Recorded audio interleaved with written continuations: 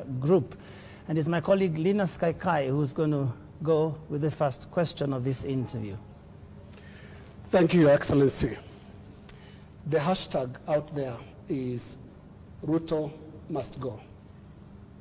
Doesn't need much interpretation, does it? Protesters want you out of office. How do you respond to that? Everybody is entitled to their opinion. I have a job to do. We are a country of rules. We are a constitutional democracy and citizens, because we all enjoy the freedom of speech, freedom of thought. Citizens are free to engage in discourse that they want to, but that is what it is. Those are the fruits and signs of a democracy. But this is no ordinary discourse, Mr. President. Over 20 people are dead. 39 are missing through state-driven abductions. And first, they're asking a very simple question. 24 people dead. Your Excellency, do you have blood on your hands? I have no blood on my hands. 19 people, to the record that I have from the security agencies, are dead. Very unfortunate. As a democracy, that should not be part of our conversation. 2.4 billion of property has been destroyed. The Office of the Chief Justice has been burnt. City Hall has been burnt. Parliament has been burnt. That is the situation. Let's turn lives. Let's turn lives, Your Excellency. 19 let's people turn lives, dead. Your Excellency. We have 19 I said people 24. Dead. You said 19. Let's turn lives. And number two, Your Excellency. On abductions. Your Excellency, let's turn lives. There are people who are burying their children, whether they're 19 or 24.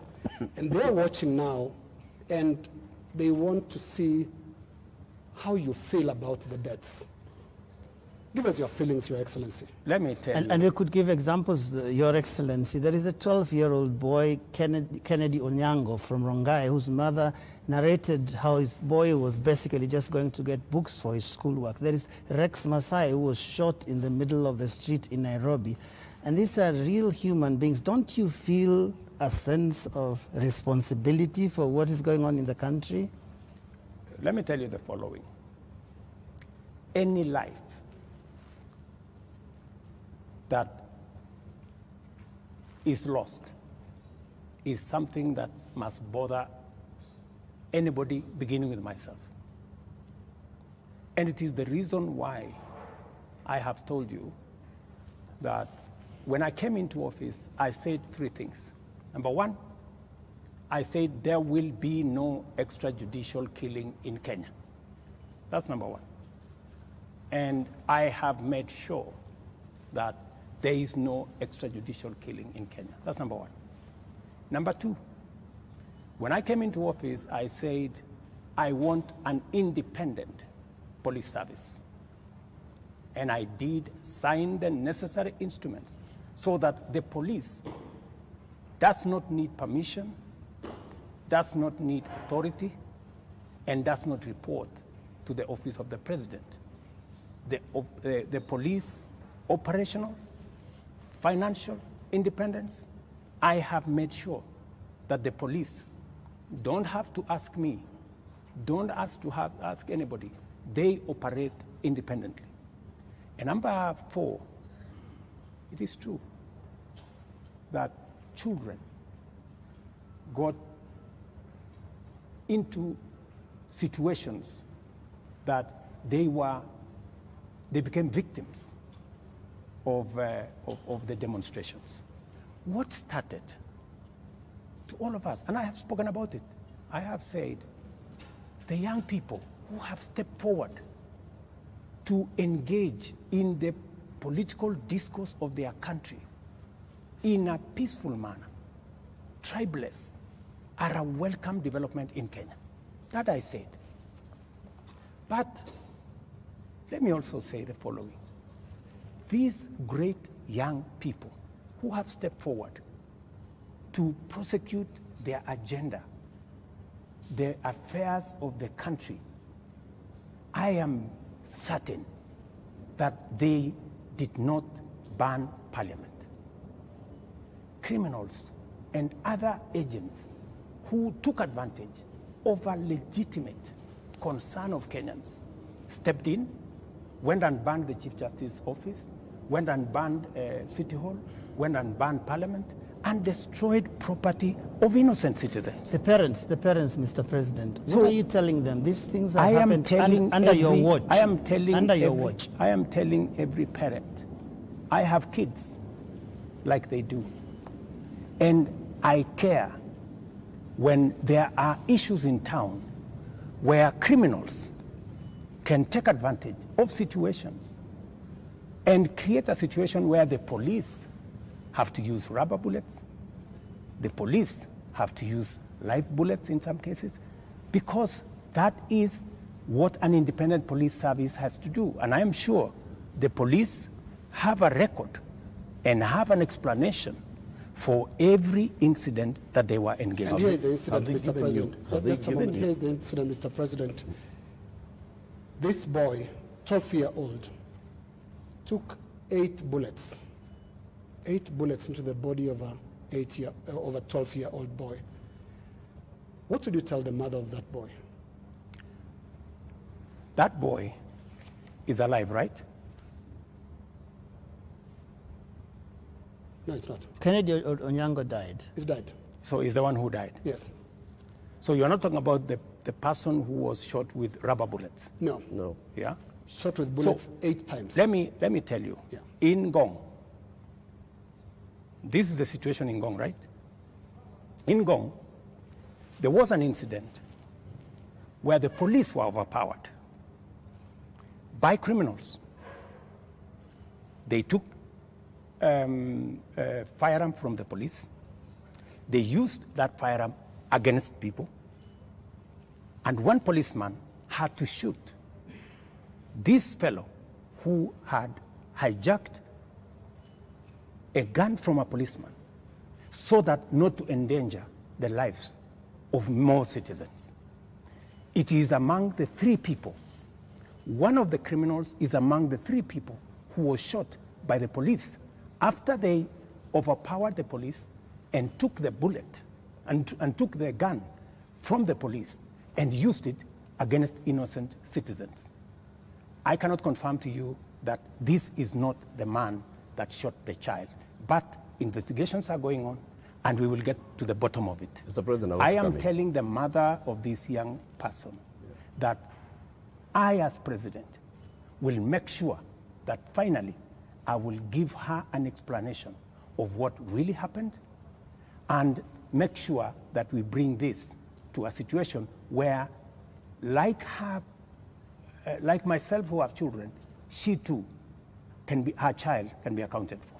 Mr. President, the Kenya National Commission on Human Rights is the one that has accounted for 24 bodies lying in morgues.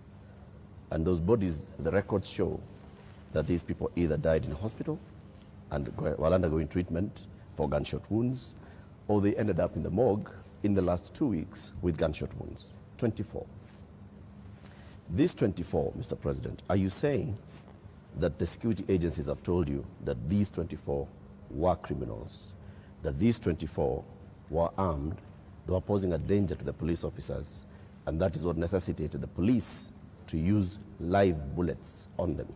Because the circumstances for the police officer to use a live bullet is clear, even in their own code of operations. It is when the life of that police officer is in danger, or when somebody else's life is clearly in danger, and the person who's endangering that person is armed. Were the 24 armed?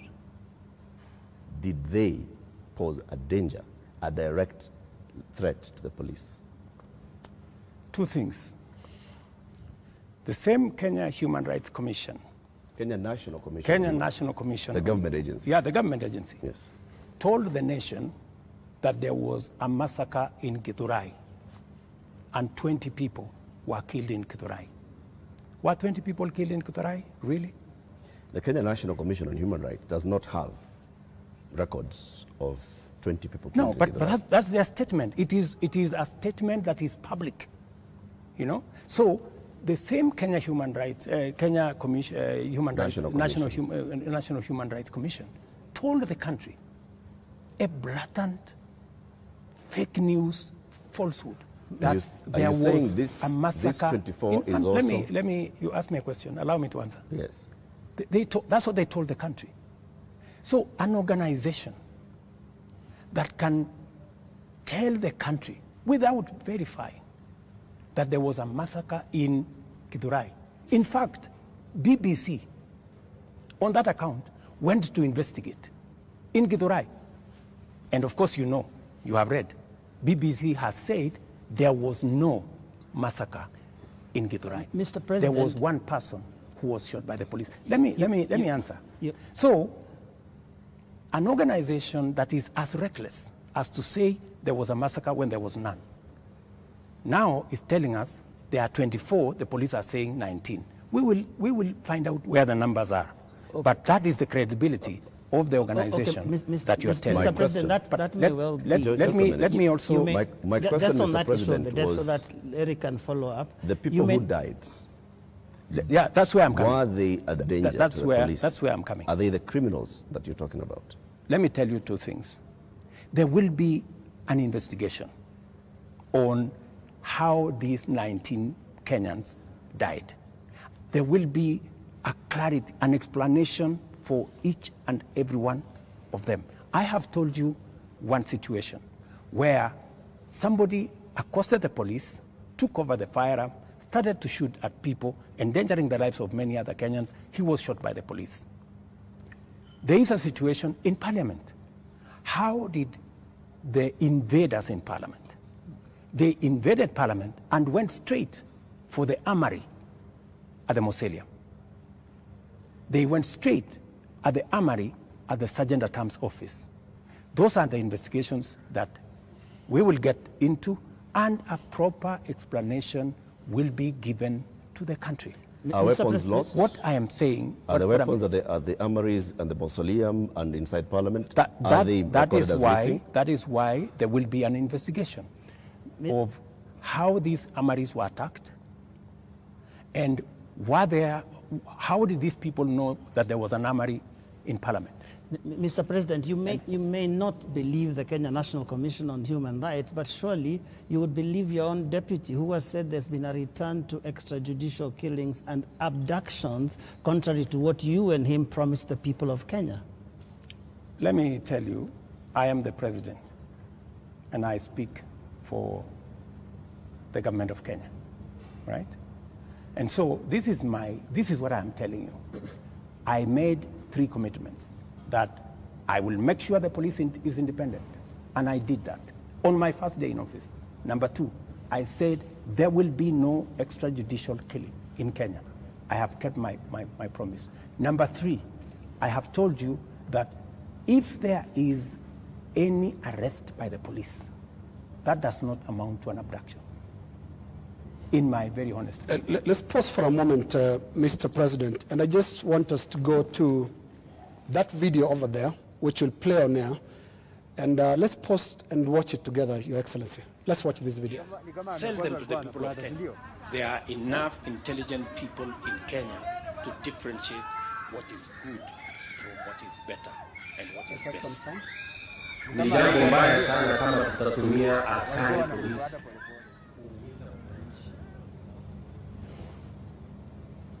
Wako na maoni tofauti ya kisiasa. Waeleza ya kwamba these people don't understand the damage they are doing to the people and the economy of Kenya.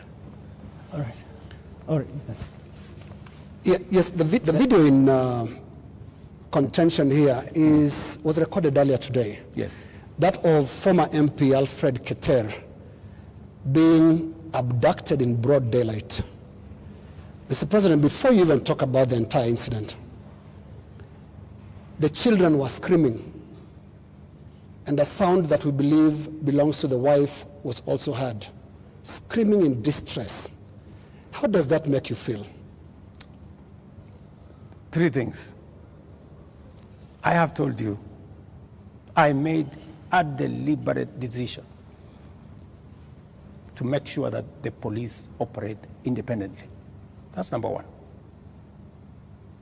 Number two, I have told you, if the police summon Linus Kaikai, and Linus Kaikai refuses to go to the police, are the police not entitled to come and look for you? When the police come to arrest you after they have summoned you and you didn't show up, is that an abduction? So let's have this as a confirmation.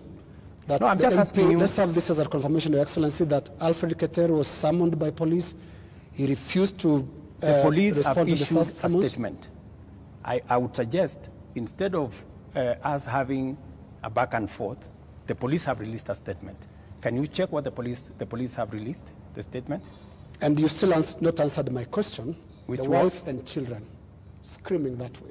I mean, how do you feel, Your Excellency? I mean, my friend, every child, every mother feels the same when their parent is under attack. I mean, that is what it is. But let me ask you, what about the children? What about the children of those who have lost their lives because of the criminality of others? Don't they feel the same? So we just need to be a country of the rule of law. Impunity cuts both ways. Those who respect the law must be protected by the law. Those who do not respect the law must face the full force of the law. That's how it operates. That's how we will have a society. Here is the same way we must condemn excessive use of police powers, but we must equally deal firmly and decisively with criminals who put the lives of other Kenyans in danger, destroy property of hard-earned earnings. There are many people, Linus, in this demonstration that have lost livelihoods, that today their children are crying. Today their wives are in tears because they don't know how to face tomorrow. Mr. President, their businesses have been wiped out. Yeah. Their incomes have been destroyed. I have just told you 2.4 billion shillings worth of business has been destroyed. And today, as I talk to you this evening, there are families who have tears. There are families who do not know how to face tomorrow. And I've asked you very specifically, President, how do you feel about those tears, especially those who have been killed by police bullets? It is horrible. It is horrible. When you find a situation where people are grieving, whether they are grieving because their parents have been arrested, or they are grieving because their hard-earned earnings of many years, monies there, I have on my phone, people who are saying, I borrowed money. My whole loan has been wiped out. My whole barbershop has been destroyed. My whole hardware has been looted and burnt. And they are in tears. So I must equally work with the police to protect all these citizens. And it cuts both ways, Linus. It cuts both ways. Using the rule of law. Absolutely. Let me take you to just step by step. Absolutely, the rule of law. The rule of law says. The rule of law requires the police to investigate a matter, to, when they have sufficient evidence, present that to the ODPP. The Director of Public Prosecutions takes people who are culpable to court. That's the journey in the rule of law, Mr. President. In the case of 39 people who have been abducted, and the abduction here, we're using it deliberately because of the manner in which the people have been arrested, like we've seen in the case of Alfred Keter. Others who've been picked up from their houses in the middle of the night. and they are held incommunicado for more than 24 hours outside of what the rule of law says. And then they are not taken to court, so they are not charged with anything. That is outside of the rule of law. So in one instance here we are saying we are not following the rule of law. In the second instance, Mr. President, you have people who were unarmed, like in the case of Rex, who was shot in the middle of the night, unarmed, who have been shot by police and they've ended up dead. 24 of them. You say 19. That again is extrajudicial because there is no justification that has been produced to show that there was justification for the police to use the excessive force. So basically we are showing examples where the rule of law, which you promised to uphold, which you also set and said, this is what the police has been doing. And you said, Mr. President, as you took office, that the problems with the police service also are going to the top, the leadership of the police service. And you promised the people of Kenya that you're going to hold the police to account outside of the rule of law and accountability, which comes to your desk. Are you holding the police accountable for 39 people abducted, for 24 people killed, for 627 people arrested and not charged, for 431 people injured by live bullets, rubber bullets, tear gas canisters, police batons? Latif, as I have told you, we must operate within the parameters of the rule of law. And I agree with you. The police must never act outside the framework of the rule of law. They must do that which only the Constitution and the law allows them to do. And it is very clear that any operation of the police outside the parameters of the law, the police will be held to account. Whether it is holding citizens beyond the stipulated time, but I must be thoroughly clear to you. When police arrest somebody, there is a constitutional timeline which they are allowed by the law to hold that person. 24 hours. That does not amount to an abduction. 24 hours. In my opinion. A case in point is what has just been said here about what happened earlier today. And you guys clearly said in this conference that it was an abduction. I mean, it's just clear now that it is not an abduction. They're not this is an arrest. And the police have come forward to say, this is the situation, we have arrested this person, and it is just good for us to all of us follow the law. And I agree with you, the police must act within the law. But let me ask you one question also, Latif. I have never, in this conversation, which is now 20 minutes in, are you guys bothered about the fact that Parliament was burnt? Are you guys concerned that millions of businesses, of Kenyans, hardworking Kenyans, were destroyed? How do you feel? But it all how do you feel? It all happened under your watch, Mr. President. No, but this is at the end of the day, this is why we are saying you sought to keep us safe. We must be even. You know, we must be even. The police have a difficult job. They have to make sure the peaceful demonstrators are protected. But they also must make sure that the criminals, and when you say criminals, you know, when I said the other day criminals, many people took offense that I was calling the demonstrators criminals. That's not. Families of the dead, Your Excellency, that is not. That's a lot of offense. Family of Rex. Rex was killed in a week when the protesters were very peaceful. The first week of this protest were peaceful. We saw protesters carrying placards and water bottles. Water bottles. Rex was killed on his way out of work. Let me. How do you feel? I mean, let me tell you when they hear you say criminals. I mean, are you telling me Rex is the one who burned Parliament? But Rex died without breaking anything. No, I'm just telling you. He died You know, before. There are criminals who infiltrated and caused mayhem. And in fact, some of the criminals are actually harmed. They actually harmed the peaceful protesters. Many of the peaceful protesters, they lost phones. They were attacked. In fact, some of the peaceful protesters were attacked by criminals, including a clear example of the one I have explained to you, that they overpowered the police, took the gun from the police, and started shooting innocent people. So we must deal with this situation globally. Mr. President, I feel for Rex and the mother. This should not happen to any child in Kenya, especially when they are engaged in a peaceful demonstration. Mr. President, the concern I've heard from the young people, because I've been speaking to a lot of them, and they said they haven't heard you. In the two statements, actually there are more now because you have spoken in other settings apart from the two addresses you gave.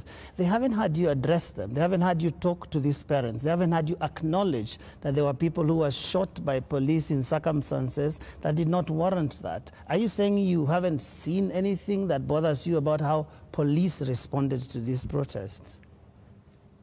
I am very, and and in my first statement, I clearly said that innocent lives were lost. In my second statement, I said the same. There were innocent lives lost. But also equally, as a person who is responsible, I must think about those who are suffering because they were innocent, but I must also be concerned about those who are suffering because criminals cause them immense harm. And that is the balance that I need to be able to lead a country. I must protect everybody. I must protect the protesters, and I must be concerned about their lives. I must also protect innocent people who become victims of criminals who take advantage of a peaceful, democratic process that goes on in our country. Do you feel that you protected all those people in the last couple of days, whether it is people who have businesses, whether it is Parliament, whether it is the people who lost their children? I did my best. If I hadn't done what I did, things would have been much worse. In fact, many people ask me, Mr. President, why did you call in the army? I mean, what choice did I have? I mean, it would have been very reckless of me in the face of the kind of harm people had gone through, the 19 lives that were already lost, in the face of a burning Chief Justice office, Parliament, and the rest of it. I mean, it would have been very reckless of me not to mobilize every arm of government and every arm of our security agencies to protect the country and to protect lives. You acted as Commander-in-Chief. You also acted as President, Head of Government, and the person who took the sword and promised to protect the people of Kenya. You chair the National Security Council, which brings in the head of the police, the head of the intelligence, the head of the military, and cabinet secretaries in those dockets. Did you have information prior to Tuesday that there was going to be infiltration of the peaceful demonstrations by the criminal elements that you've talked about more than once? And if you did, what did you do about it? We had information, and that is why we prepared in the manner in which we did. If we hadn't prepared in the manner in which we did, we would not be counting 19. We would be counting different numbers. Okay. And I am telling you that the level of mobilization by criminals was heavy. In fact, many of the peaceful protesters, many of the young people, very well-meaning young people, left the town by 10, maybe 11, because they realized, and in fact you could hear them in their zelo. They were saying, guys, this is not our group. Let us go. Let us leave. You could hear them. It was in public domain that the peaceful demonstrators all of a sudden realized that the whole thing had metamorphosed into criminality. So there are criminal elements that's basically hijacked. So Tuesday, Wednesday, Thursday, Friday, Saturday, it is Sunday. Mr. President, how many people are in custody on account of this? Those who you said they conducted treasonous activities, there were criminal elements. They, you will see them in court tomorrow. How many people are in custody? You will see them in court tomorrow. The police know what I have a, you know, a ballpark brief by the police that they have enough people. They have actually, because in Kenya nowadays, you cannot commit crime and get away with it. Those who attacked Parliament are on CCTV. Those who attacked the judiciary are on CCTV. Those who attacked everywhere, those who destroyed people's shops are on CCTV. Many of them are on the run, but we will catch them. Similarly, Your Excellency. Are the funders similarly, Your and Excellency. in Similarly. So to your question, so the police are at it. Because if we don't deal with impunity, we will not have a country. Now, similarly, Your Excellency, you speak of them, protesters being on CCTV. Not the protesters, I'm saying the criminals who attacked Parliament. Right. Now, every policeman also, without uniform, conducted an abduction, has also been captured on camera. Those who captured Shad Kiprono were captured on camera. Those who captured Alfred Kiter today were captured on camera. And a number of other such incidents. Similarly, so that because I can hear you balancing. Yes, that's correct. Yes, are we going to see action against the killer cops, or were they doing what you are saying you had to do to prevent this from being bad? Any killer cop who went beyond what is provided for in the law, action will be taken against them. But to your question, are you telling me, Linus, that a police officer becomes only a police officer when they are in uniform? No. Police officers can identify themselves even when they are in civilian. So, and when a police officer comes to you and says, this is my ID, I am police officer, you are under arrest for the following reasons, that is legitimate. You cannot tell me that because they were in civilian, then what they did was wrong. And you know that's not what they do. And that's not what they did to Alfred Keter or Shad Kiprono. Were you there?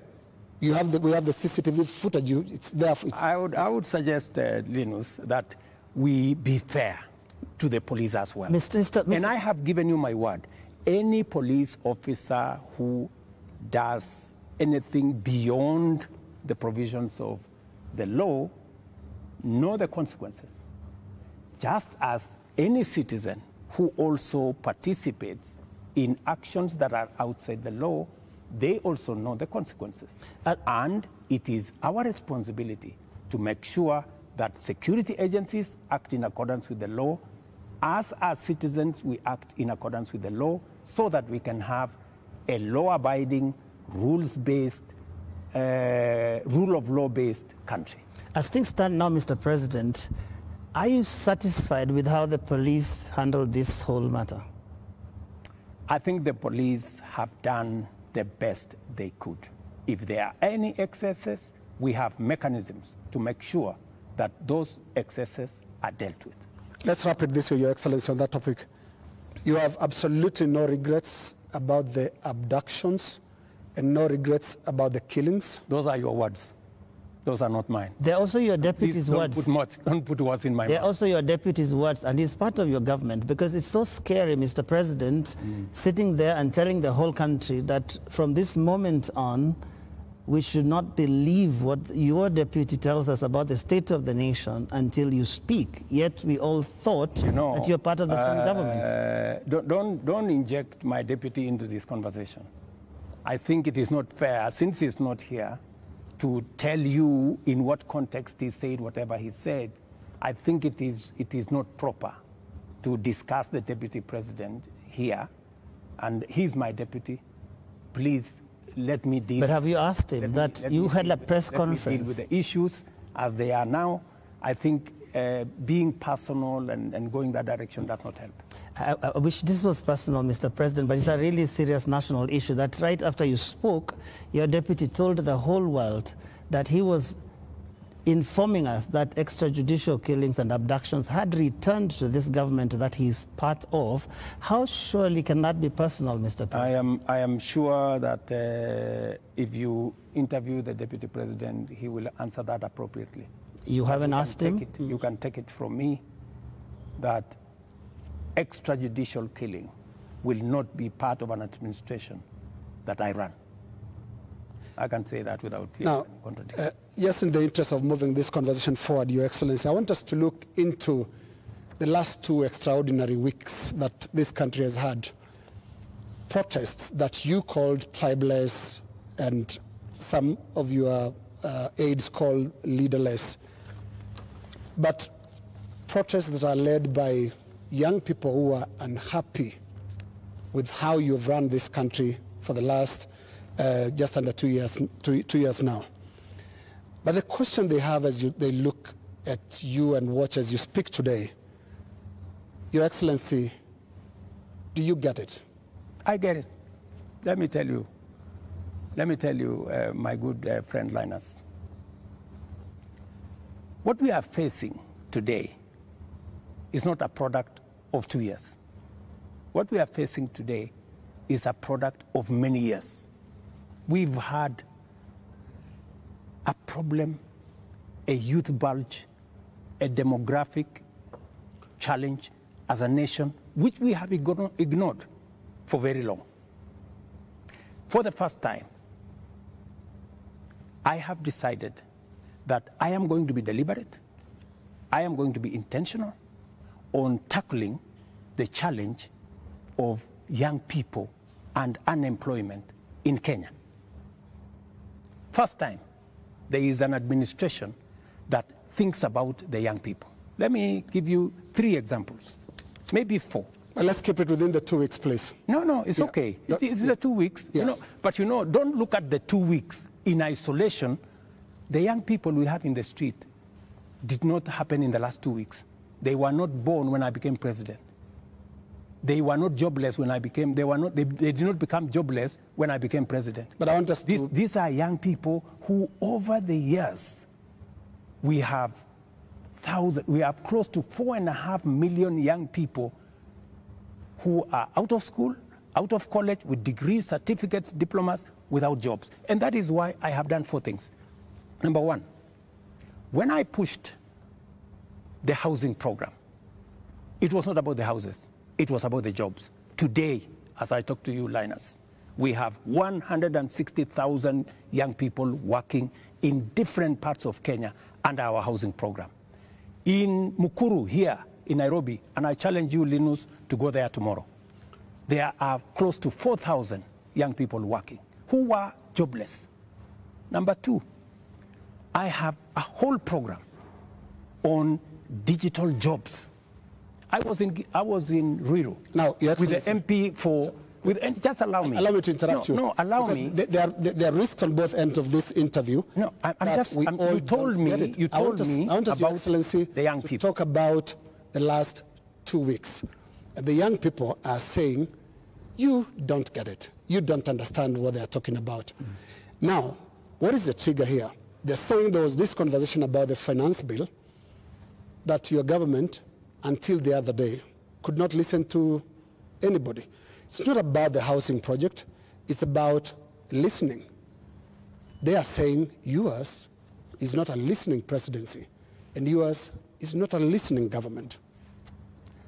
How best can I listen to the young people of Kenya if I am not addressing their issues? And that is why I want to tell you, Linus, these young people, what is their biggest issue? They have talents. They have gone to school. They have no jobs. That is the problem. And I am addressing those issues. Housing is one of them. Digital jobs is another. I was in Ruto with Simon Kingara, the MP for Ruto, launching an ICT hub that will is actually hiring already 5,000 young people. Our whole plan, including what was in the finance bill, was to increase CDF by 10 billion shillings to roll out ICT hubs in every ward in the Republic of Kenya, so that we can hire young people, train them, put them on digital jobs. I have a third program on export of labor. Mr. President. I have a fourth program on manufacturing, to be able to create more opportunities for the young people of our country.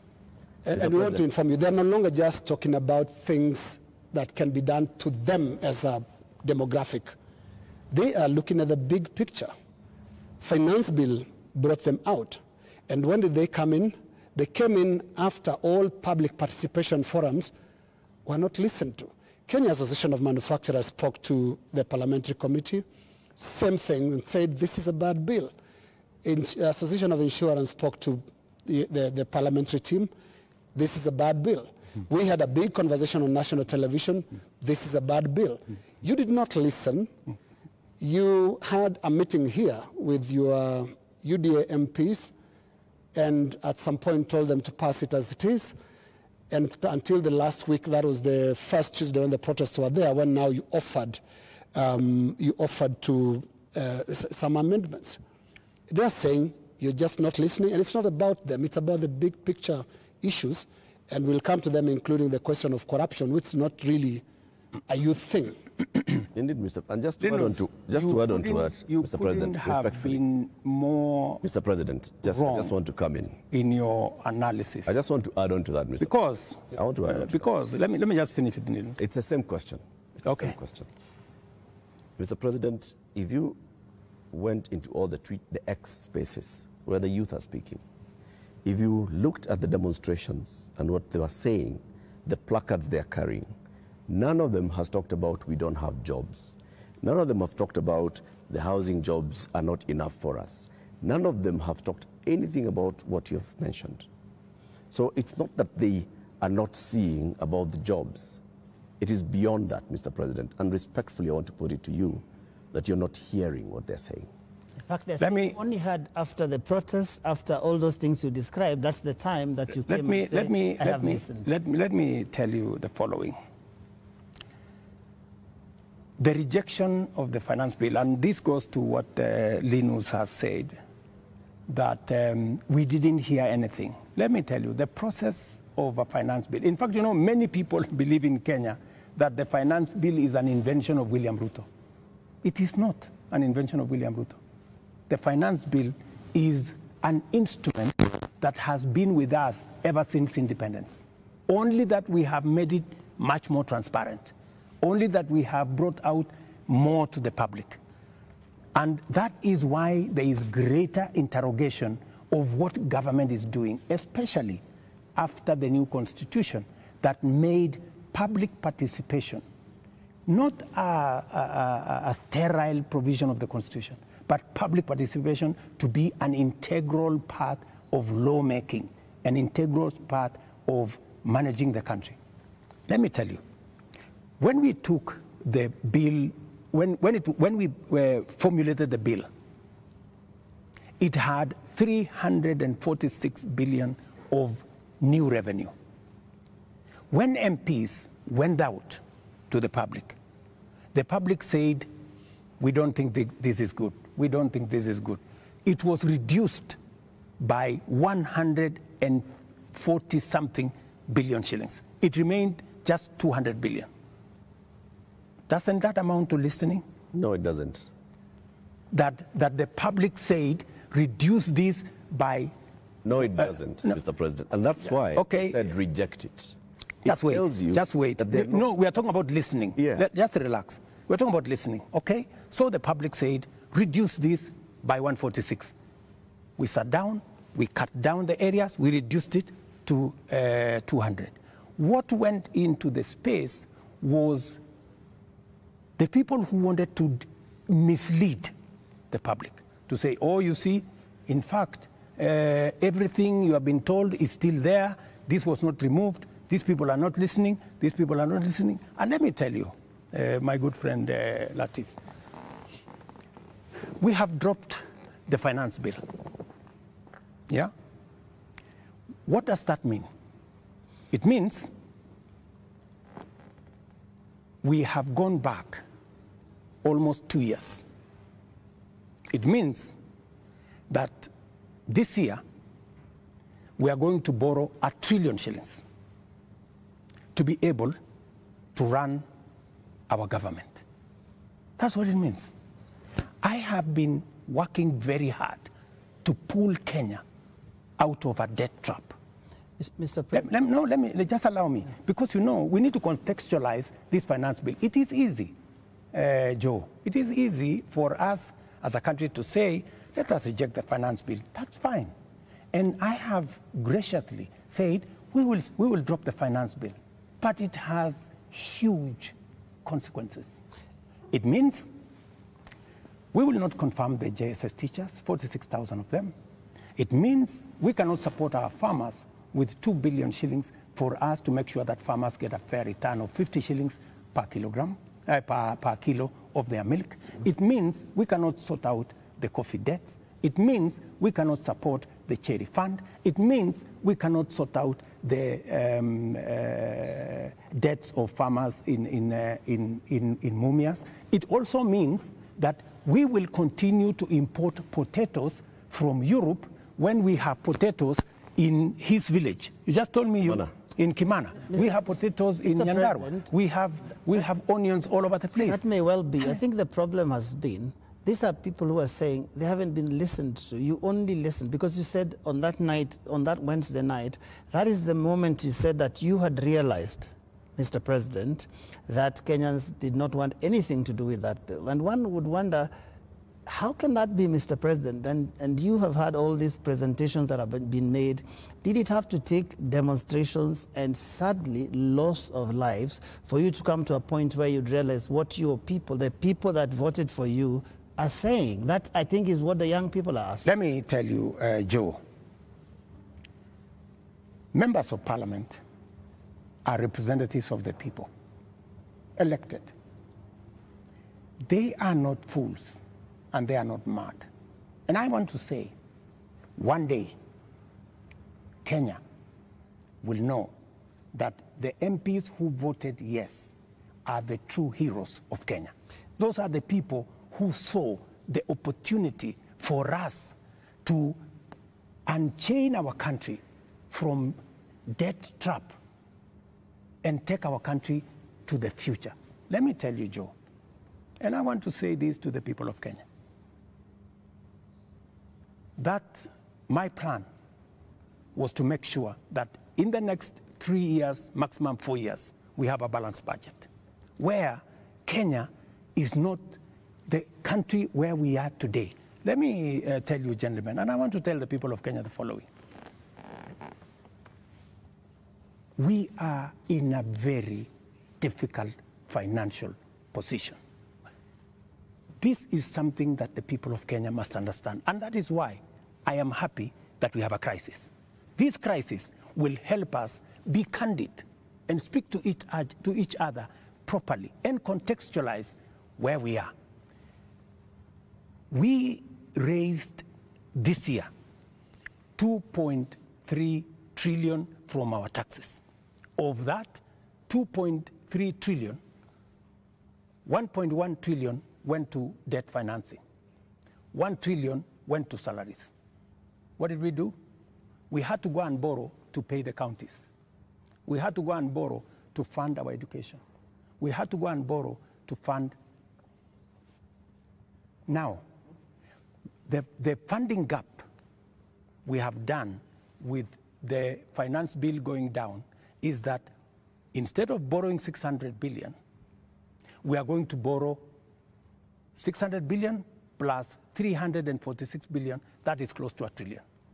And let me tell you, my good friends, and I want us to be honest with ourselves. This is not how a country will get to a status where we are proud of our nation. This is not how we are going to. This is not how we are going to grow. And that is why, Linus, this situation, this crisis is a very important inflection point that we can sit together, assess, let us agree. And I have no problem. Let us agree. Yeah. Do we continue borrowing? And let me give you the statistics. When in 2013, Linus, just allow me 1 minute, please, with a lot of respect. Okay. In 2013, the debt stock of Kenya was 1.8 trillion.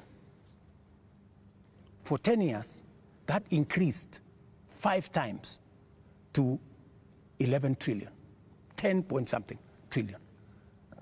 We built a lot of roads. We connected a lot of electricity. We did many things in 10 years.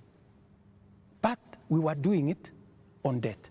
Today, we don't have the luxury to borrow because we have reached the limit.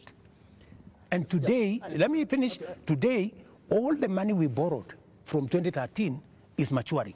That is why the biggest challenge that we have as a nation is that we are spending 1.1 trillion every year of taxes we collect from ordinary Kenyans to pay debt, and not the whole debt. That's interest alone. Yeah. Interest principal comes to 1.8 trillion this year. So, my good friends, and yet you want to tell me, William Ruto, don't collect domestic taxes. Go borrow more money. No, Mr. President. That's not what they're saying, President. And What is the alternative? Yeah, and I just wanted to come to one. No, what is the alternative? Just help me there. Yeah. Because there are only two things you can do. Either you raise money from taxes or you borrow, period. There is no magic here. There are Kenyans, Your Excellency, right now who do not listen to all that. Yes. They are not interested in that. That's okay, but that's the reality. But I need If you are not, if you do not want to listen to reality. Your Excellency, hang on, Your Excellency, because I need you to address a very important issue here. And that is one of a trust deficit.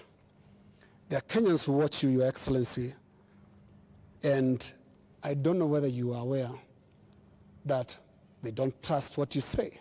They don't believe what you say. Are you aware, Your Excellency, for example, that a lot of Kenyans increasingly don't associate the truth with you? That is your assessment because you have never associated the truth with me from the beginning. No, there's quite a number of Kenyans. No, I mean, that is your assessment. We asked people before we came here That this is your evening. assessment. Yeah. And many of those that responded to me directly and to even our platforms, on KTN News, on Spice FM, on NTV, on Citizen, and we were asking them, what question should we ask the president this evening? And the one thing that many of them were saying is, when will he stop lying? So it's not Linus. Can he tell us the truth this time? Let me say the following. I told the people of Kenya that I would reduce the prices of fertilizer from 7,000 to 2,500. I don't know how that is a lie, because they buy it at 2,500. Okay. I told the people of Kenya we're going to have a housing program. A housing program is underway in Kenya. I can tell you, Linus, that whether you believe me or not, facts will not change. Yeah. And facts are not changed by who says it. And allow me to step back a bit, Your Excellency. And facts are very stubborn. Allow me to step back a bit. Yes. And what I'll do is we'll play clips, just a little combination of clips of yourself speaking not too long ago, and I want us to listen to that. I'll stand out of the way because you said it's me that doesn't associate the truth with you, and I would like you to respond to yourself, to the clips that we are going to play. But you see, Linus. Let's watch that, Your Excellency. I think, Linus, yeah. You don't bring clips that are in a biased way. You know, you select maybe something that has not happened. No. Can you be fair and select clips across the board? What I said and has been done, and what I said and maybe has not been done. So let's watch that. Maybe you can watch that. Waeleza ya kwamba these people don't understand the damage they are doing to the people and the economy of Kenya. Kwa hii taxes wanaongeza usiku na mchana. Na mimi nataka niwaulize watu wa hapa Manga, tafadhali, mkiona tumesimama hapa mbele yenu, tunawaambia ya kwamba tutengeneze hiyo serikali inakuja ambayo inaelewa lugha ya mwananchi wa kawaida. If you have good ideas Why do you need the police? Why do you need blackmail? Why do you need intimidation? If you have better ideas, sell them to the people of Kenya. There are enough intelligent people in Kenya to differentiate what is good from what is better and what is best. Ni jambo mbaya sana kama tutatumia askari polisi kuumiza wananchi wasio na hatia, eti kwa sababu wako na maoni tofauti ya kisiasa. I agree with that. It is not fair to use the police to harass citizens who have a contrary opinion. And that is perfect. That's what they're accusing you of. I still believe that. That's what they're accusing you of. But you don't tell me that... What is the problem with Alfred Keter? Yeah. Alfred Keter, no, it's not a contrary opinion. I mean, the police have said why they arrested him. It is not because of me. I didn't give any instructions. I didn't even know what was going on. Let me tell you, Linus, I am a very clear-minded person on what I say. When it is the police, I have said, many of the people who opposed me, many of the people who were very scared about what I would do when I become president, even the people who did worse things against me, I have never gone after them because I don't believe in settling political scores using the power of state or using the police. Let me also say the following. When I talked about the taxes that I was addressing in the campaign trail, it was very obvious that when at that time we were in subsidies, that did not make sense. It is because I removed the subsidies and I changed and put production support. That is why today the price of unga has come down from 240 to 100, because I changed the model. I changed the configuration, and it is giving us results. But are you aware, Mr. President, that the thing, perhaps apart from now the police brutality that people associate you the most, is the issue of taxes? I'm sure you know the name they call you. You've actually talked about it even yourself. This guy that they want to come down. Let me tell you, my good brother, Ageo. When I came into office and I assessed the situation, and it was no longer possible for us to borrow money, I had to be honest with the people of Kenya. I had to tell them we have two options, right? And even as we imposed taxes, we explained, we made sure that there was adequate, elaborate public participation on what it is that we were trying to achieve. And let me tell you the following. I have done the best that I could globally. Today, our country has tremendous respect from many quarters globally because of what I have done. I have raised the profile of our country. Today, I was in Narok, and the tourism numbers in 2022, 1 million tourists. In 2023, last year, 2 million tourists. This year, by God's grace, we will get to 2.7 million tourists because of the profile that I have done for the country. I know somebody will say that, that there is no truth in that, but call the tourism sector. They will tell you themselves that all hotels in Kenya today are operating 80% upwards, which is a new phenomenon in Kenya. I will also tell you that the international community have developed enormous confidence in Kenya. I see people who are saying, why did William Ruto go to China? Why did William Ruto go to Europe? Why did William Ruto go to America? Let me just tell you the following. When I went to China, we got money to be able to put equipment in 70 of our technical training colleges. Today, the contract has been signed, the equipment is being manufactured. When I went to China, we got money to build Bosto Dam that has been waiting, that will serve the counties of Bomet and Kericho. When I went to China, We got money to build, we got 30 billion shillings to build roads in Nyandarua, in Kirinyaga, in 8 other constituencies in Kenya. That's why I went to China. When I went to America, we got a $1 billion facility to be built in Naivasha that is going to be the biggest data center in Africa, funded by UAE, working with Microsoft and Kenya. When I went to the US, we also agreed Kenya became the only country in Africa that is going to benefit from the CHIPS Act, where we will be manufacturing computer chips with other countries. Kenya will be among the first, will be actually the only country in Africa that will benefit from that. And so many of the young people who I see today, those are my targets for the future. So it doesn't bother you that there's this tag on your head as a president who has overtaxed Kenyans, and that the sufferings that we are going through is because of excessive taxation that you have imposed on Kenyans? That is what I was asking about. You see, if I am called Zakayo, yeah, because I have explained to the people of Kenya that the option we have is if we continue borrowing, we will go down the cliff.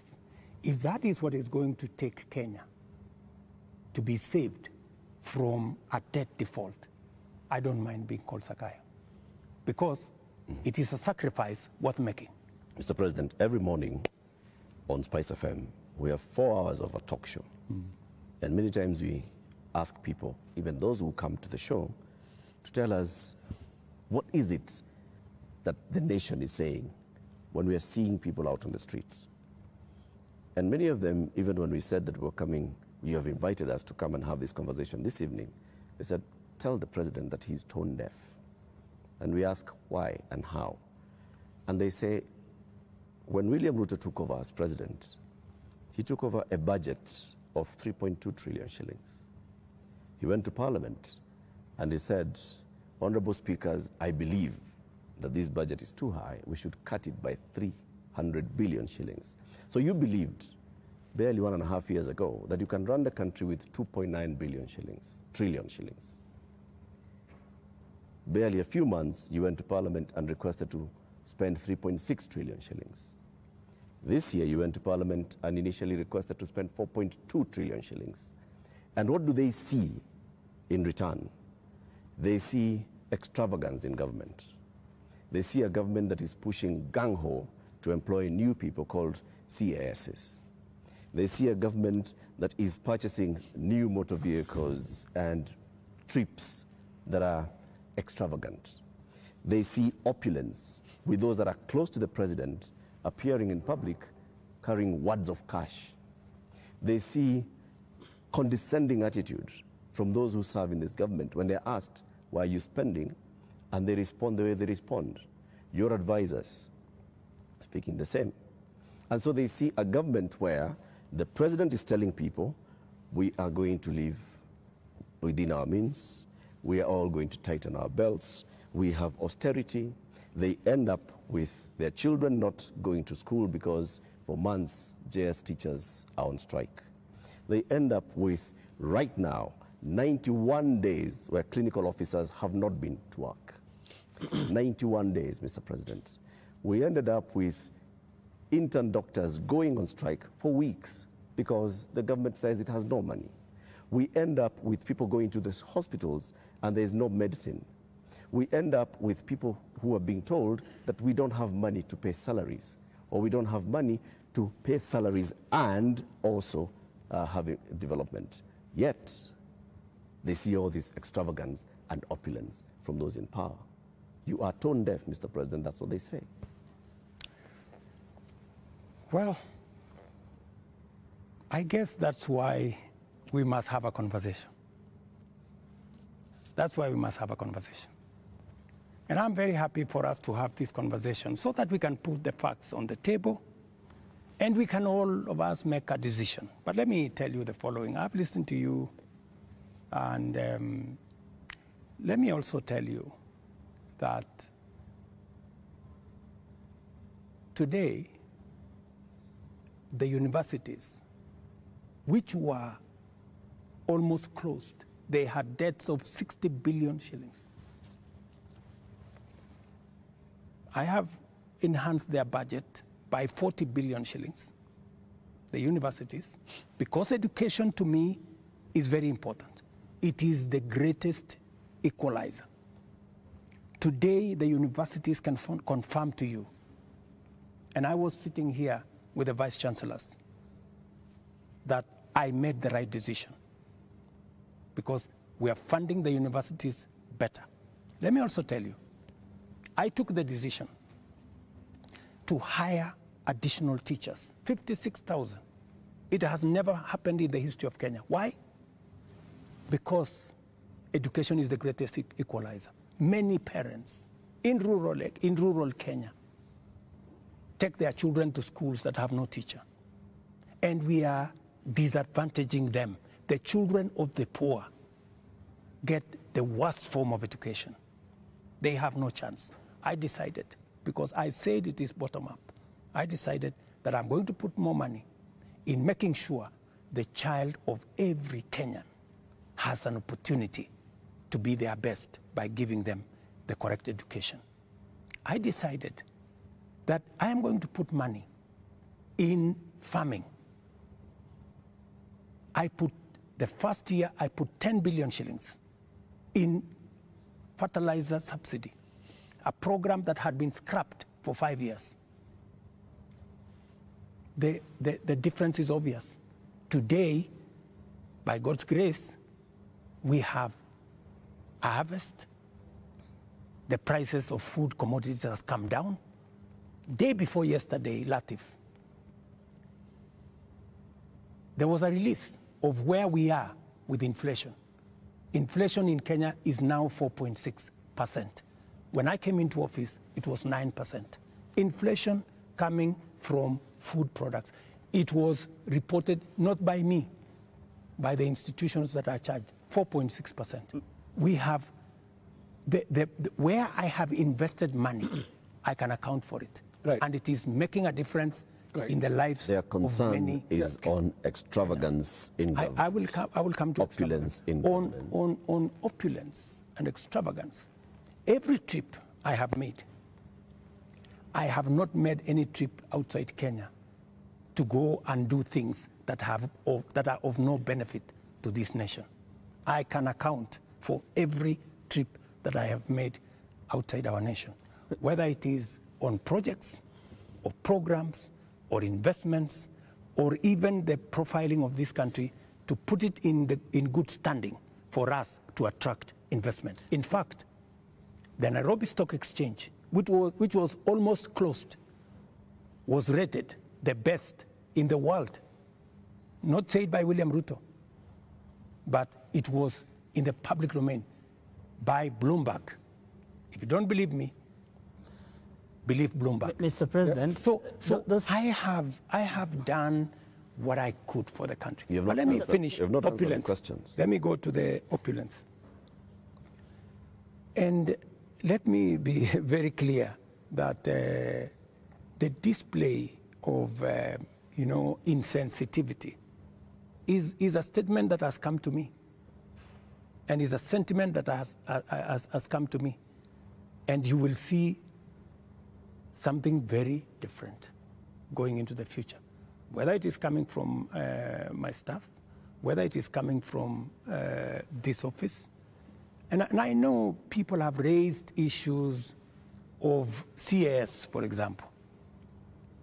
I deliberately, even after Parliament had approved the position of CAS, I have not appointed any CAS because I realized that we were in a situation that we could not. And no CAS will be appointed until we have an economy that can support more opportunities. I know citizens have said that there is no need for the office of the First Lady or Second Lady. Third Lady. These are offices that were there. But because we have to live within our means, those offices from tomorrow, this new budget which is starting tomorrow, they will not be part of our equation because in the face of what has happened, we have to trim down every other area. And in fact, not just those, many other spaces are going to be trimmed down to reflect the new reality, especially after the finance bill was taken down by myself when I said we take this down. We are going to cut our cloth. We are going to cut our coat, the size of our cloth. We're going to reduce money going to counties. We're going to reduce money going to the judiciary. When I came into office, the judiciary was getting 18 billion. Today, they are getting 25 billion. But it was because I believed in the rule of law. I believed that we needed to do something about making sure that our judiciary has resources, because Kenyans were telling me directly, justice delayed is justice denied. Will you I cut have the size hired of your government? the highest number of judges under my administration, because I believe that Kenyans must deserve justice. Will you reduce the number of ministers, ministries, or state departments, or advisors? That is an area we are going to target and cut down, because it is the reality we have to face. Mr. President, when things like this happen elsewhere, this is a whole finance bill that's been taken down. Correct. You have people who have been advising you on financial matters. You have people who have been advising you on political matters, listening to the people. You have advisors who have talked down at Kenyans, who have called them spoiled kids, KFC, Java, and whatnot. And you have people who have been around you talking into your ear with regard to some of these things. And many people have ventured to actually say that this amounted to a vote of no confidence. Is there going to be some kind of shake-up that actually acknowledges that this is not where we should have been, and therefore, I am sorry, Kenyans, and this is what I'm doing about it? Because short of that, how are we to know that we will not find more of the same? Watch this space.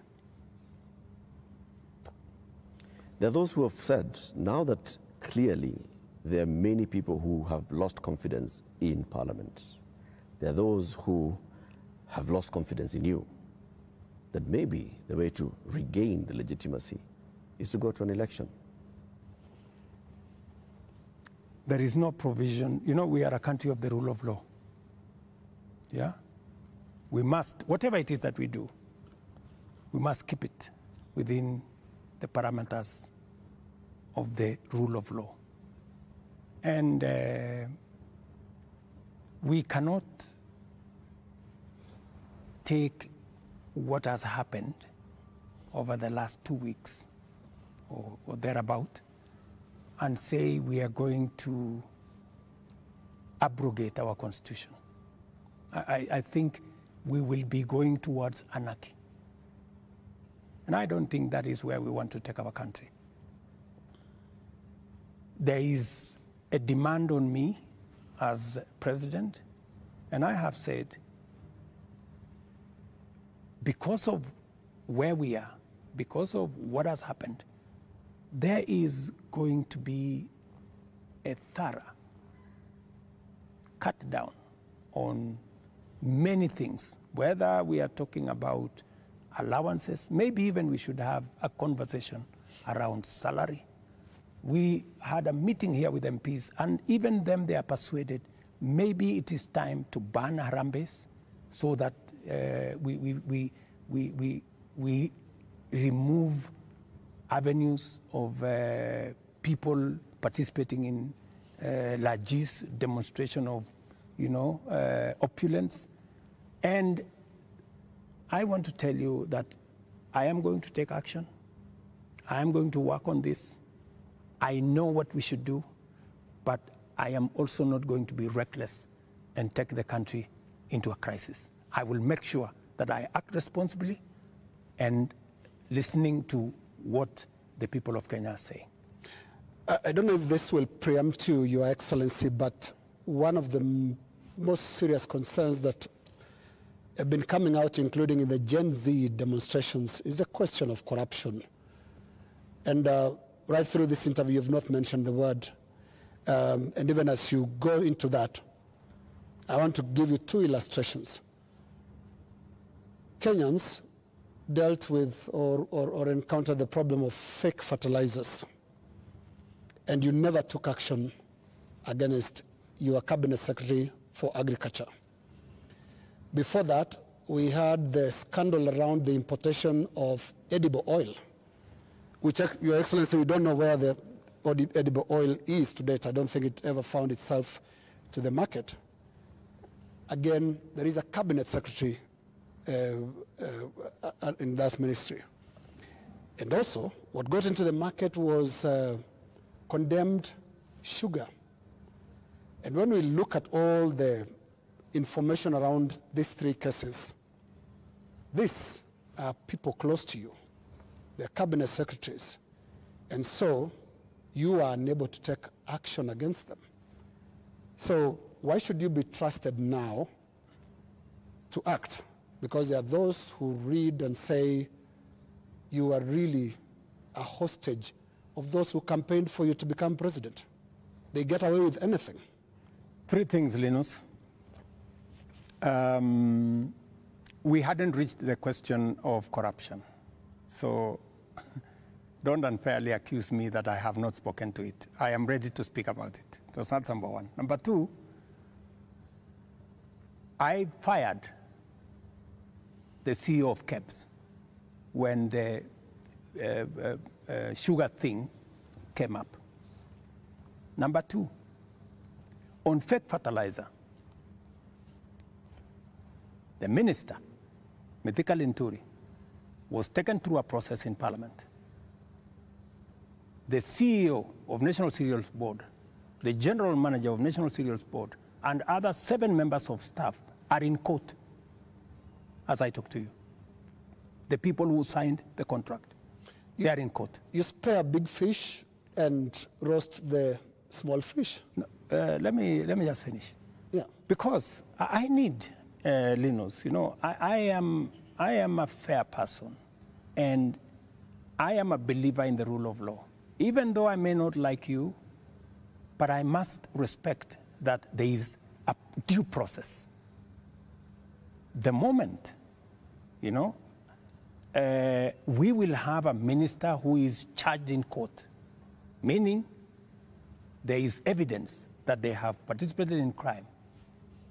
Believe you me, I will take the action that is necessary.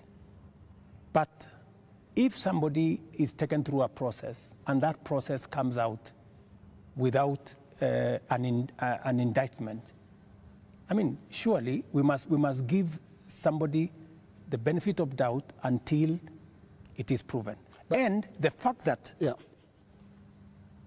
the CEO, general manager, and all the people that were there who actually evidence was found have been arraigned in court. Isn't that a step in the right direction? What a political responsibility. What a political responsibility. Let me finish. And then number 3, the other one you asked me was edible oil. The people who are involved in edible oil, I fired them, and they are in court. We have a new management in Kenya National Trading Corporation.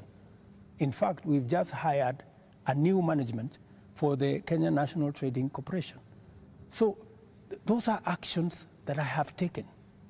And for your information... Void of what Joe is calling political responsibility. Yeah. I mean, but you see, else in the ministry can be... But you see, yes. But you see, gentlemen, if there is no evidence against a minister, surely, do you want me to fire somebody if there is no evidence? You know, there was a time, Uhuru Kenyatta, as I served him as his deputy, removed 6 cabinet secretaries. But eventually, they were found that they were innocent, and we had to appoint them to be ambassadors. You know, so some of these, you know, actions must be tampered with process of law, you know, due process. So unless we follow due process, gentlemen, we will end up being something else. Up to this, just a moment, Eric, in a moment, yeah. Because up to this point, Your Excellency, if I don't want us to lose the context, the last 2 weeks have been extraordinary. We've never seen anything like this. You have KDF troops in the streets of Nairobi. Up to this point, Your Excellency, and including on the question that I've just asked you of accountability within your government, do you think you are addressing the grievances that have made thousands of Kenyans across the country in places that were unimaginable to get out to the streets to say Ruto must go? Do you think up to this point they feel you've addressed their grievances? I am not in their space, so I am doing what I believe I should be doing.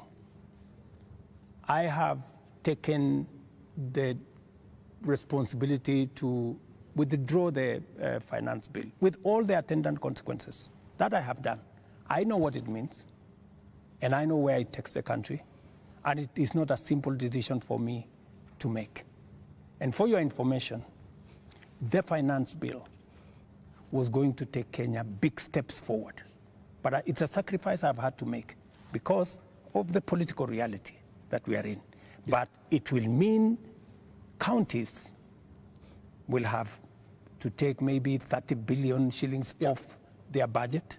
It means we have to reduce CDF by maybe 10 billion shillings. It means we have to rethink about what to do with JSS teachers. It means we have to put on the freezer. We wanted to hire another 20,000 teachers because there are kids who do not have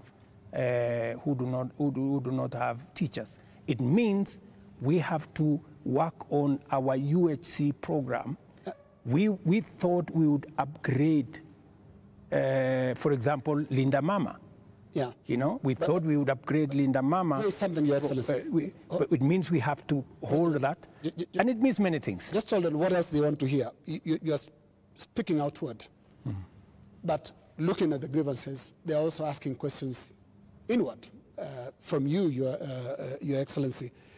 And what I can hear from these grievances that have been expressed quite loudly, you said you're not in their spaces. We sometimes get into the spaces to listen to what they are saying. And all they're saying is, you cannot be, for the next 3 years, the president that you've been for the last 2. So what is that you're going to change about? That's why Linus. That's why Linus. That's why we are here. Of course, it's not going to be business as usual with the kind of reality we are faced with now. It has to be different. Do you regret anything at all? What you should have done better? What your people would have done better? Well, maybe there are things we should have done better. We should have communicated better. I think the biggest problem we have, even with the finance bill, because the finance bill has great things for Kenya. The finance bill says we shouldn't be importing potatoes from Europe. The finance bill says we shouldn't be importing onions or eggs from Europe. The finance bill says we should be growing our own industries. We should be manufacturing diapers in Kenya. We have 10 companies doing that. We should be manufacturing all those things in Kenya. We should be expanding our manufacturing capacity. That is what finance bill was talking to. But I am sure we will recover that when we have explained. The biggest challenge that I regret is that we didn't communicate better. Maybe we failed in explaining to Kenyans what the finance bill was all about.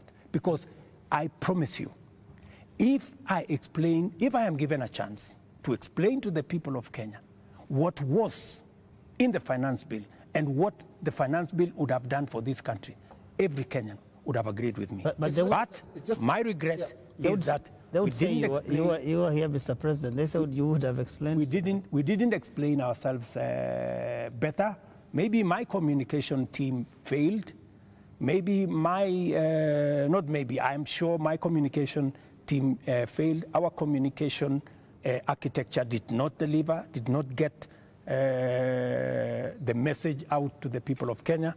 In fact, if you look at what people were saying, they were saying, for example, there is a matter of land on the finance bill. There was no matter of land in the finance bill, not even a single line. And it is on that basis that people rejected the finance bill, and many other things that were not in the finance bill. Now, communication is about words, Mr. President. Let's go to the deeds, because when you see what Gen Zs are doing, for the first time in the history of this country, we've had protests on the altar of the Holy Family Basilica, because the young people of this country are telling you the political culture, which you've been part of having politicians speak in church, converting the platforms into, converting the pulpit into campaign platforms, must end.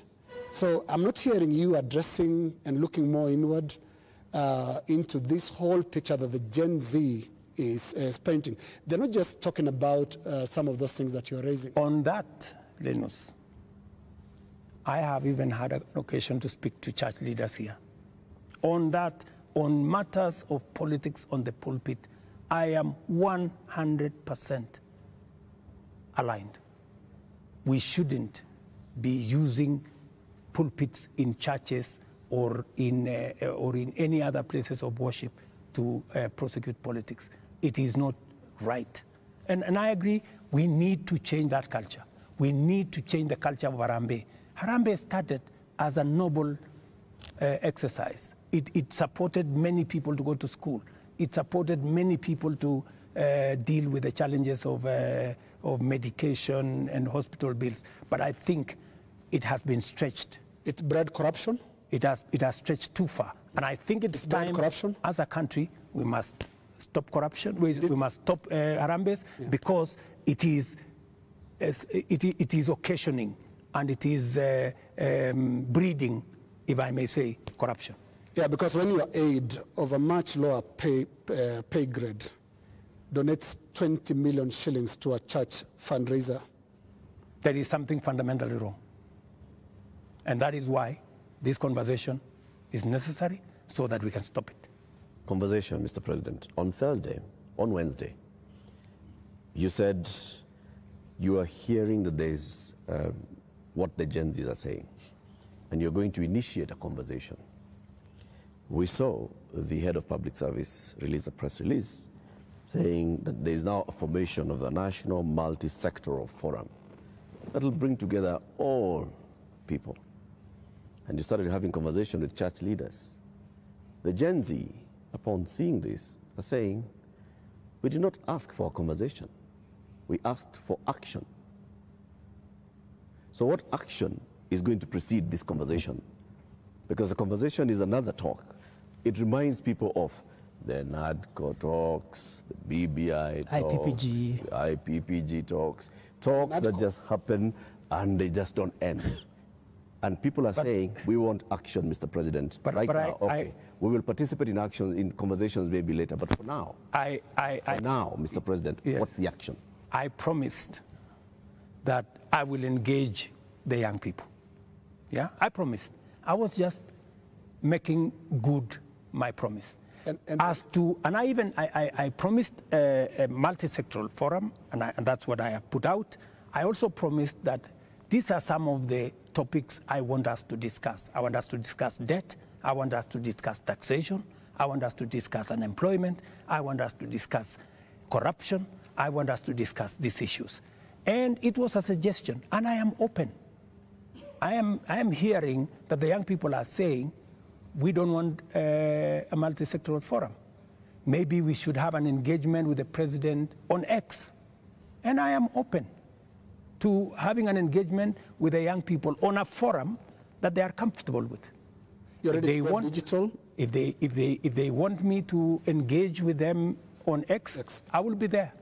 At this point, Mr. President, do you think you know what the young people want? I have many young people in my house. Are they telling you all is well? The same ones that are in all these other spaces. And they want an engagement. They have ideas. They have suggestions. And I am open.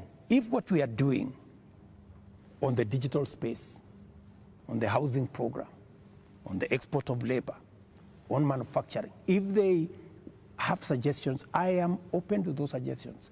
They can improve, they can change, they can make new suggestions. And I also have a responsibility as a father, you know, because these are our children. I have also a responsibility to guide and to listen to them and to tell them, yes, on this, I agree.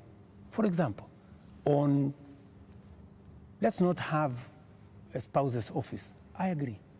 Let's not have CASS for now. I agree. Let us not have advisors. Advisors. We will agree.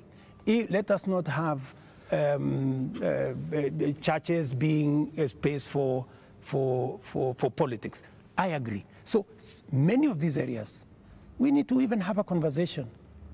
If we are paying 46% of our revenues for salaries and wages, when the legally established space should be 35%.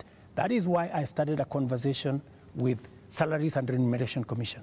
We must deal with the issue of wages and salaries so that we bring them down to 35% and leave more money for our development. That is a conversation I am very happy about. When? Mr. President, it's been 2 weeks. It's been 2 weeks of you saying every day we are going to have a conversation. We just you know what they say on social media? I said they call you the president of tutafanya, tutatenga, tutafanya, tutarudi. No, it is always futuristic. But I'm here. You're saying, but I'm here. We are going to have a conversation. I said within a week. I gave a timeline. Within a week. Yeah. So within a week we will have agreed on where are we meeting. Are we meeting at the X space? I am ready for that X space. Are we agreeing on this multi-sectoral? I'm waiting to see the suggestions that Kenyans have. I don't want to prescribe any suggestion, but when I give out a suggestion, I expect feedback. I expect people to say, maybe this is okay, maybe this is not okay, and then we agree on a way to move. Mr. President, any of them analyzing what you have actually said tonight on the issue of your advisors, your cabinet, what you're going to do, what Kenyans like to call heads that are going to roll as a result of this national shame, because that is what many people have called it. You have said, watch this space.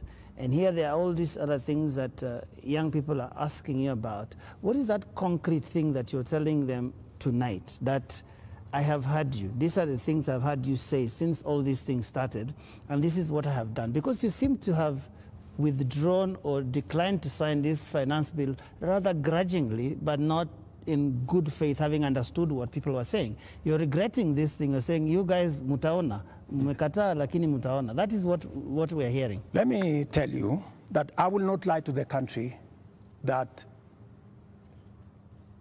putting down the finance bill is going to be easy. I'll not be a leader. I have to be brutally honest. And those consequences, it will start with me. To cut down the budget in my office, to remove what we call austerity, to implement an austerity program that will cut down on unnecessary stuff, unnecessary offices, or offices that we can take down. I am ready to even engage the young people and for them to, because they want an engagement. I too want an engagement for us to agree. So what do we do with the debt? What do we do with the following? What do we do with the following? They will tell me, do this, fire so-and-so, fire so-and-so, do this. And I will tell them what is possible and what I think we could do it differently. Or are you telling me that I should just listen and implement without making a contribution to the conversation? I thought we are having a conversation. I'm just telling you what they are saying. I'm not saying anything else. I'm just telling you what I'm hearing, because you did say you are not in their spaces, but I am in their spaces. And in 2 weeks, Your Excellency, by now you'd have known what you should do. And I mean, there are basics. Which 2 weeks? 2 weeks of the riots and 2 weeks of the protests. It's been 2 weeks. It started the other Monday. So let me ask you, Linus, the protests, I finally decided that because we didn't communicate sufficiently to the people of Kenya the import of the finance bill, and there was so much built around it, including a lot of fake things, you know, that were not in the finance bill. Many things that were not in the finance bill were used to fight the finance bill. And you know, at some point, many people did not even care what was in the finance bill. Do not care? I think, you know, at some point, you know, as leaders, we must stop somewhere and say, we have a country to run. I mean, we cannot be reckless. We must, at some point, stop and say, what are the consequences? Because everything we do has consequences. And we must be careful as a nation to make sure that our country does not go down to the dogs. And believe me, countries, you know, have gone in the wrong direction. And we must be careful. And I don't want to be the leader that took the country in the wrong direction. We must be measured, we must be careful, we must listen to the young people, we must listen to other views and be able to make a carefully well thought out plan for the country out of where we are. Yeah, but what if the protesters are actually saying something in totality about your government, not just about the finance bill? It's not about just the finance bill, is it? Linus, as I have told you, we are a democracy. The people of Kenya can make a decision, yeah? And I am perfectly, you know, alive to the fact that when the people of Kenya finally, the same way they decided to elect me, when they make another decision, we will comply as the people of Kenya. You know, that's what a democracy is all about. You know, people can vote in a government, people can vote out a government for whatever judgment the people have. So I want to be very clear to the people of Kenya that I will do my best to make sure that I tell the country the truth and I take the country forward. And I am committed to that. And I can see Kenya changing. If I had managed to pass this finance bill, Kenya would not be the same. We would take this country to the next level. The kind of investment I have made, the kind of collaboration with many friends that we have done, we would begin to see this country soaring into the future. But all is not lost. Maybe we have taken one step back.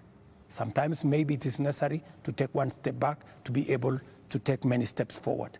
And that is my thinking of this situation. But surely it must bother you, Mr. President, that 2 years ago you ran such a euphoric campaign with things like Hatupangwingwi, and 22 months down the line, your State House is surrounded by the military. The military tanks, scary as they are rolling on the streets of major cities.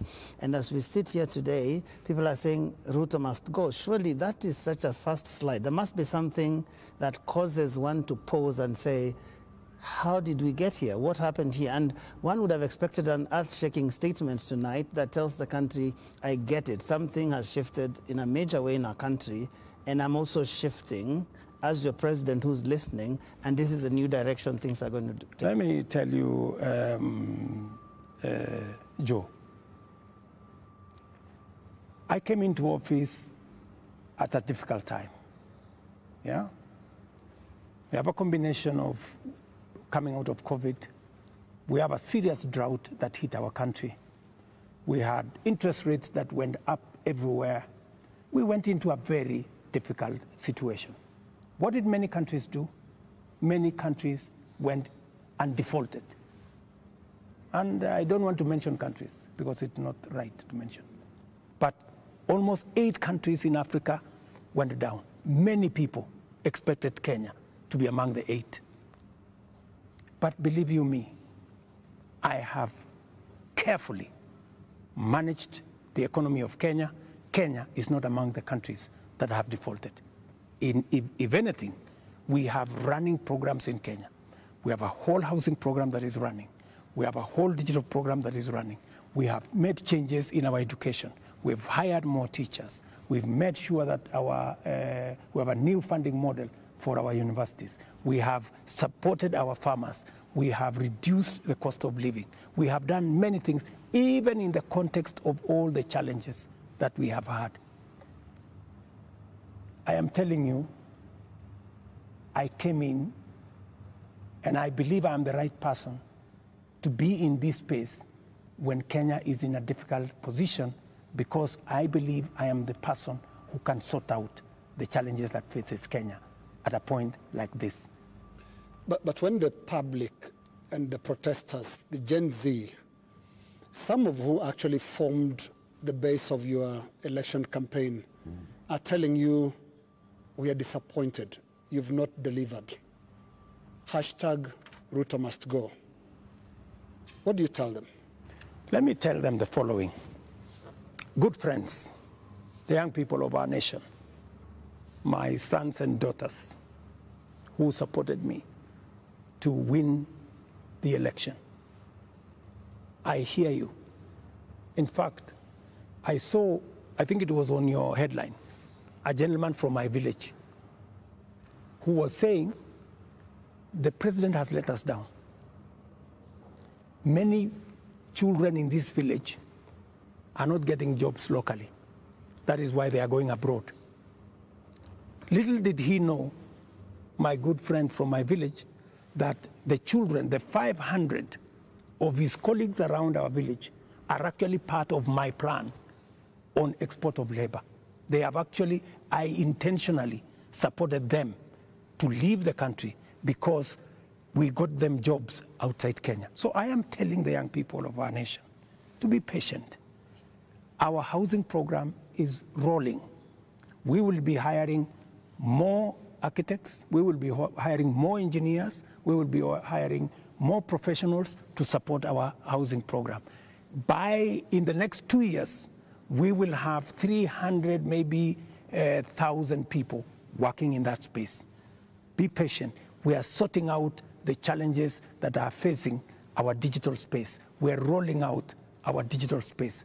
Young guys, by the end of next year, God willing, we will have a digital hub in every ward in Kenya, because we have already started that process. Every TVET in Kenya today has an ICT hub with young people monetizing their talent. I want to tell them we are full speed into manufacturing. That is why we're saying we're no longer importing clinker, we're no longer importing steel, we're no longer importing clinker, we are no longer importing furniture. We are going to stop importing eggs, we're going to stop importing onions and all this, because we want to promote our local manufacturing to be able to create jobs for them. We are no longer going to be importing diapers or sanitary pads from other countries. They are going to be manufactured here. Mr. President, I have worked with the industries to make sure that we create opportunities for these young people. We're going to work with them to deal with the challenge of corruption. We're going to work with them to cut down on government like this. I am going to make sure that we have a lean government that responds to the reality of where we are as a country. That is what I am telling my good young people. The young people. There's another group of young people. Please speak to them directly. Yes. The young doctors who are in university graduating this year, yes, who are going to look for internship correct, the next year. The young JS teachers who were on strike a couple of weeks ago, who are expecting to be absorbed into full permanent and pensionable contracts correct, this year. The young clinical officers also who are graduating and they expect to go on internship. The other clinical officers who are hired on contract during COVID and other programs that are just contracts, and contracts are coming to an end. I am telling the JSS teachers, I had factored in 18 billion shillings in this year's finance bill to be able to transfer them to permanent and pensionable. Because in my phone, so many of them have asked me, Mr. President, we came in, we had an agreement that we are going to be interns for 2 years, we will move to permanent and pensionable. Although I don't have the finance bill, I want to tell them, give me a bit of time, let me figure this out, how we are going to do it without the finance bill. We had also put 3 billion shillings for the doctors so that we can be able to sort them out, especially the intern doctors and those who we intended to hire to, under our UHC program. I had put 10 billion shillings on the UHC program under the finance bill. That is now not in the equation. I have to figure out, let them just give me a little time. I'm going to figure it out again because I know and I feel and I made a commitment to them that we will do this. So even in the absence of the finance bill, and even as we cut down on expenditure on many other areas, it is still my commitment that we will see what to do with them so that the job they are doing in teaching our children, in treating our people, do not go to waste. Mr. President, we're almost winding down this, but have you noticed that those young people, they actually have worked out the things that they believe you can take out and still be able to do the important things? Because you seem to have this elaborate plan, and I'm wondering where their views will fit in, because you seem to have this all worked out, but they probably don't want all those things. That is why they have figured out. That is why, you know, part of what I told you, Joe, is communicating, you know, and I hope this time round I find a medium where I can engage, you know, and I am ready to go to this X place to engage with them, and I want to tell them this is my plan. Okay, tell me how I can make this better. Tell me this is not good enough, you know, change this. Because I have seen some of the demands they have made.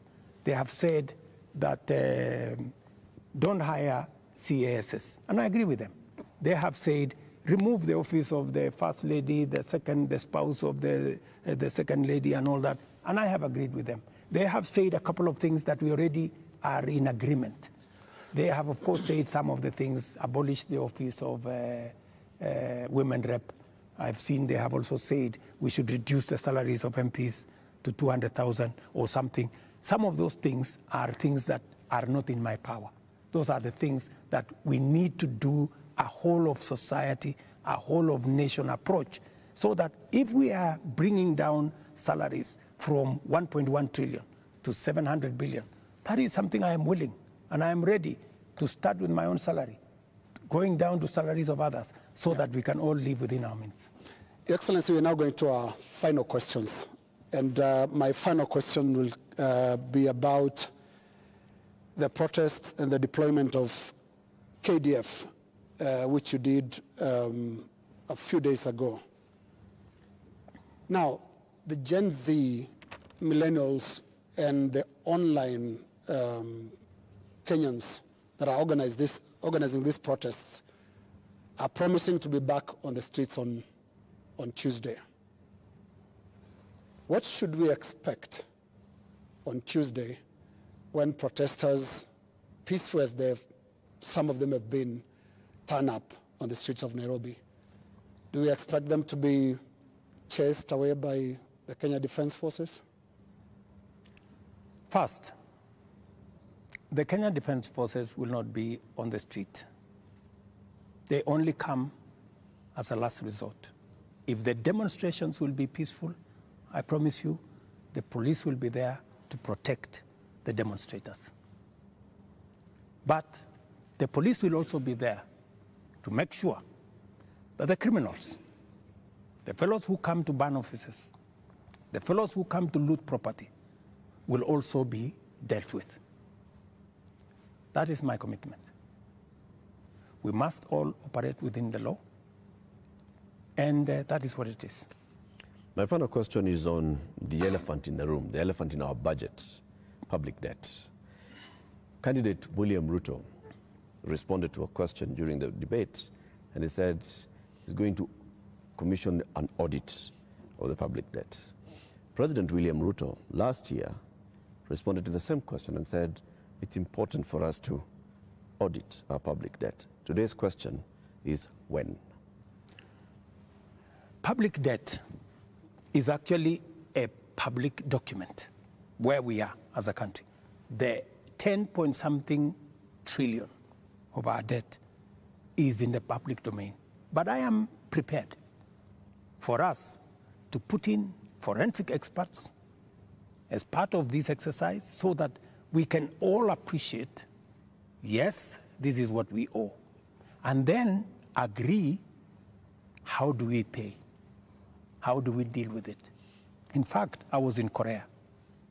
In fact, Korea, when they had a problem of debt, the whole nation came together. And people contributed gold.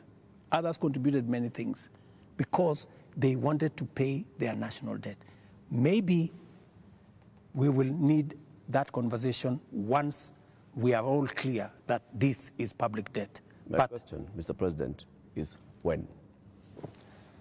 As soon as we finish this conversation, once we have agreed that this is the way we are going, I will institute the necessary steps to make sure that that debt is audited and it is made public for Kenyans to know this is the public debt. And I'm sure it will not take a month for us to be able to know, what is Kenya's public debt? And then we can take it up from there and go forward. Mr. President, my final question is about your cabinet. Given the things that have happened, given the questions that have been raised about fertilizer, about edible oils, about sugar and all of that, tonight, can you look Kenyans in the eye and tell them you have full confidence in the cabinet that is currently helping you to run the country? The cabinet that I have maybe could have done better. That's not the question, Mr. President. Maybe could have done better. I'm answering your question. Okay. Yeah? Maybe, unless you have a better answer. Allow me to answer. No, I just thought my question was specific, no, but you can that's go what ahead. I'm saying. So maybe my cabinet would have done better, right? And I am going to do a soul searching on how we need to move forward.